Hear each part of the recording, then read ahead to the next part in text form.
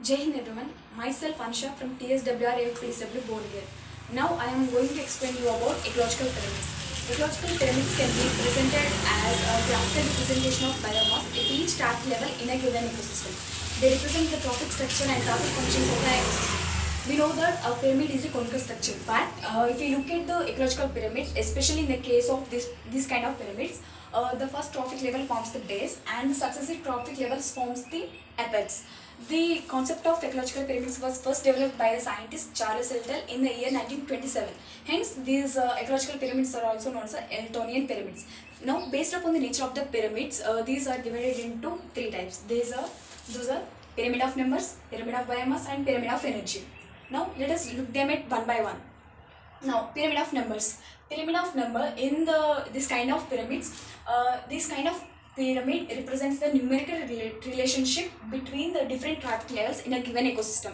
In this, we will find more number of species at the base, and while we are moving to the upward, that is to the apex, the number of species will be reduced.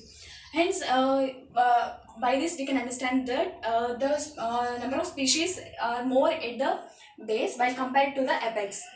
And also, this kind of pyramid is upright in the case of aquatic and grassland ecosystem, while it is slightly, that is partly upright in the case of forest ecosystem. With this, we have covered the pyramid of numbers. Let's move to the pyramid of biomass. Pyramid of biomass means the living weight of an organism at the food chain present at any time in a given ecosystem. Here we find that there will be a gradual decrease in the biomass at each traffic level while we are moving from the base to the apex. And this kind of pyramid is upright in the case of forest ecosystem and inverted in the case of aquatic. If we say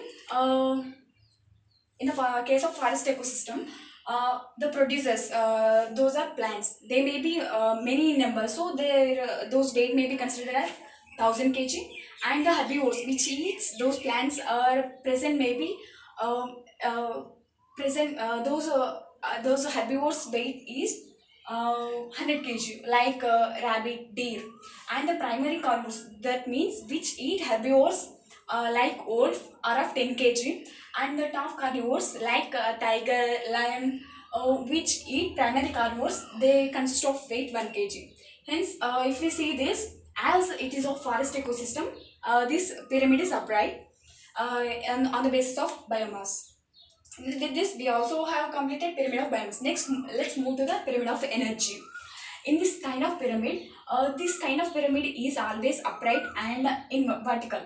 In this, as we know that energy is stored in the form of tissues in the living organisms, and this energy is lost from the bottom to the trophic level to the apex level. The reason behind this is when animal present in secondary trophic level, that is primary consumers, eat producers, there may be a loss, like they may leave some materials or tissue representing the stored form of energy while they are taking the food. Hence, there may be a loss of energy while we are moving to the up level. With this, we have completed with ecological pyramids. Now, what is the importance of studying ecological pyramids? By this, we can understand that these ecological pyramids show the feeding of different organisms at different ecosystem. And they show the efficiency of energy transfer. That means how much energy is transferring from one level to another level, and also